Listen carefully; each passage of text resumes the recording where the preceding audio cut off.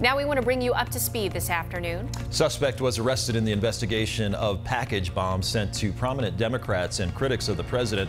56-year-old Cesar Sayoc is charged with 5 federal crimes. Sayoc was caught after a fingerprint was found on a package bomb sent to Democratic Representative Maxine Waters.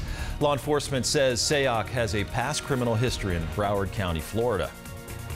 Back here in the Valley, there's a $1,000 reward being offered for information about a shooting that left 2 men dead. 22-year-old Delano Mathis and 47-year-old Perry Suing were shot last night by the Airport Inn Motel near 24th Street in Van Buren. So far, no arrests have been made.